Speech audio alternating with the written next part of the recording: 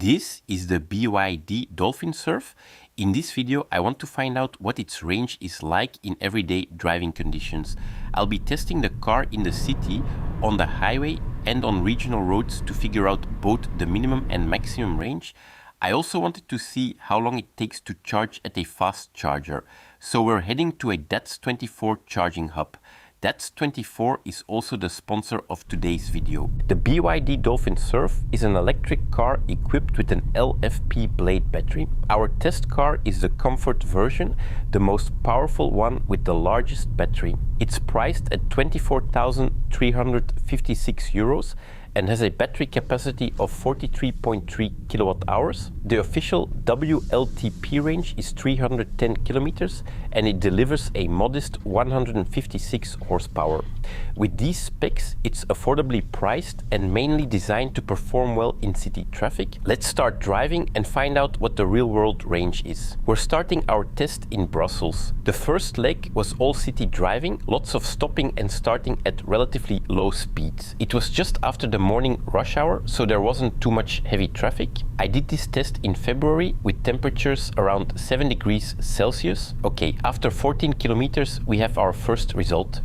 Consumption clocks in at 14.3 kilowatt hours per 100 kilometers. If we calculate that based on the battery capacity, we get an estimated city range of 303 kilometers. To be honest, I think that's a great result. When testing other cars, city consumption often ends up being quite high, but that's definitely not the case here. That's a big plus for this city car. Time to leave the city.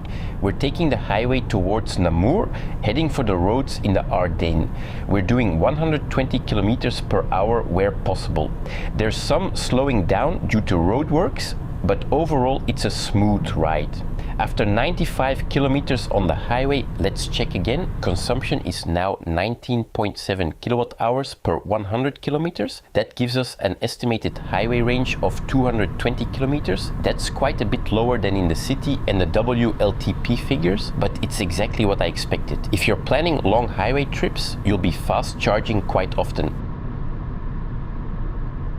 We've reached the Marche-en-Famenne area and are leaving the highway. Now we're on country roads and I want to feel what the car can actually do. I drove a bit more sporty for a few kilometers, faster acceleration, and then went back to a normal pace.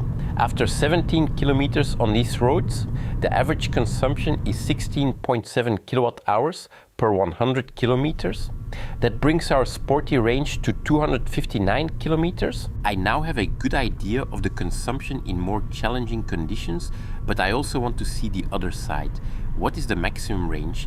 I'll do that test in a bit, but first, let's do a charging test at a fast charger. For this test, I'm visiting one of the 60 charging hubs from DATS24, our sponsor. I used the DATS24 app to find a hub on my route in Gembloux. A typical feature of these DATS24 hubs is that they're located at supermarket parking lots, usually Colruyt. This means you can do your shopping while you charge. The parking spots at DATS24 are also wider. The chargers are placed right in the middle of two spots and have very long cables, which is great for convenience. Pro tip: park front in, so you can easily load your groceries into the trunk. This hub has 6 fast charging points with a speed of 150 kilowatts, like here in Gembloux. There are also 4 standard AC charging points up to 22 kilowatts. At some locations, like Halle, you can even fast charge up to 400 kilowatts. So what about the charging performance? When looking at more affordable EVs, you need to make sure you pick one that actually supports fast charging. The BYD Dolphin Surf does, regardless of the version. This Comfort version can handle DC fast charging at 85 kilowatts. BYD claims this EV goes from 10% to 80% in 30 minutes. We're testing this at around 7 degrees. At the start, the battery is at 11% with a range indicator of 34 kilometers. We start charging and after just 1 minute, we're hitting 75.1 kilowatts. After 10 minutes, I check again. We're charging at 80.4 kilowatts. The screen even showed a peak of 87 kilowatts at one point. We've already gained 89 kilometers of range and the battery is at 39%. After 20 minutes, the charging speed has dropped to 46.1 kilowatts. By now, we've added another 64 kilometers of range and the battery is at 60%. We stopped the test after 30 minutes. By then, the speed had dropped to 38.7 kilowatts. The battery is at 74% and the indicator shows 230 kilometers of range. So in 30 minutes, we gained 196 kilometers and went from 11% to 74% at 7 degrees. What about AC charging? I didn't do a full AC test, but I can tell you that it charges at 11 kilowatts and a full charge from 0 to 100% takes about 5 hours. Now, I want to find the maximum range. I'm looking for typical regional roads, B roads, low traffic, no traffic lights, just driving smoothly at a constant speed of about 70 kilometers per hour. These are pretty much ideal conditions. After a 35 kilometer drive like this, the consumption is 12.7 kilowatt hours per 100 kilometers. That's even lower than in the city. If you can maintain this, you're looking at a range of 341 kilometers.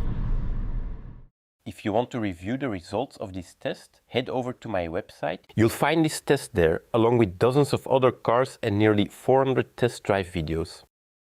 So how does it drive? 156 horsepower isn't a huge amount, but honestly, it feels quite punchy. For example, when merging onto the highway, there's more than enough power. However, on the highway, you do notice quite a bit of wind noise. Even though it looks like a compact car from the outside, the interior space is surprisingly good.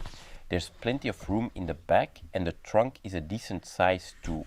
You get 308 liters of luggage space, or 1037 liters with the seats down. For a 25,000 euro car, you get a lot of equipment. The interior does feel a bit plasticky, but that's to be expected at this price point. I found the climate controls a bit strange. There's a slider for hot and cold, but the numbers don't represent an actual temperature, so it takes some trial and error to find the right setting. Also, the yellow exterior color isn't really my taste. It's a bit kitsch. I've seen it in black though, and it looks great in that color. In conclusion, the minimum range on the highway during my test was 220 kilometers. For the maximum range, I reached 341 kilometers in ideal conditions on regional roads with temperatures around 7 degrees. In practice, most people will find themselves somewhere in between. I expect a bit less range in colder weather and certainly more in the summer. During the fast charging test, I got a significant boost in the first 10 minutes, adding about 89 kilometers of range. After that, it slowed down. In 30 minutes, we gained 196 kilometers, going from 11% to 74% at 7 degrees. You can find the full specifications of the test car and the report on my website. I'll put the link in the description below.